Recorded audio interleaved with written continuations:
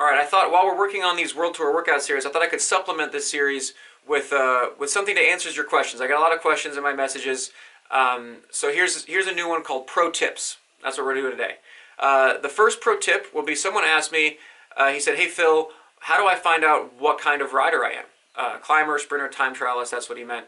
So the best answer to that is, first of all, try everything. Try mountain bike racing, try racing criteriums, try time trials, try hill climbs, try all of it, and obviously see what you're good at. That's the real simple explanation. If you win, if you win a hill climb, you're probably good at climbing. That's not an easy way to tell. A lot of people train and compete with folks at different levels, and maybe you're starting out and you're in the fifth category, so you don't really know where you land. Really the best way to find out is to get in over your head, do a race with people that are better than you, and find out where you suck the least. That is the sad that's the sad reality. When I started racing, I was in Florida, I was in college there, and there's nothing but criteriums. I knew I wasn't a criterium racer. I could figure it out. I could do okay. I could survive in them. I was winning time trials, so I thought, oh, I'm a time trialist then. And then I started going to these bigger stage races, these national level races, and I was okay in the time trials against those guys, but top 30. But on the climbs, I'd be front group, and I'm like, oh, I'm 19, I'm in the front group. I'm from Florida, but I guess I'm a climber. I better figure that out and train these more. This is my climbing position.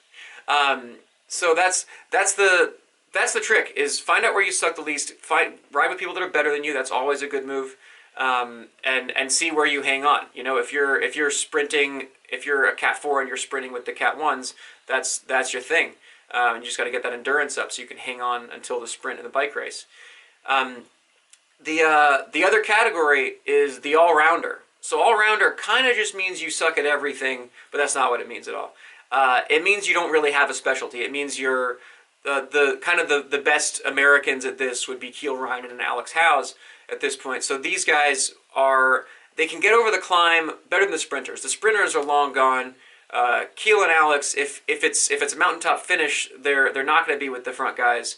But if it's a group of 30 or so, they're going to hang on to the climbers, and at the end, the climbers can't sprint at all, and they're going to dust us. So that makes you an all-rounder. So now you've got to be a little smarter tactically. You've got to figure out like certain races suit you that might not suit other guys. You're going to be more into breakaways, stuff like that.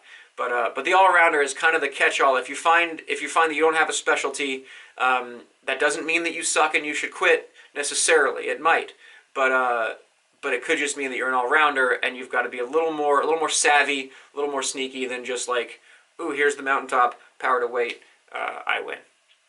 So that's your pro tip for today.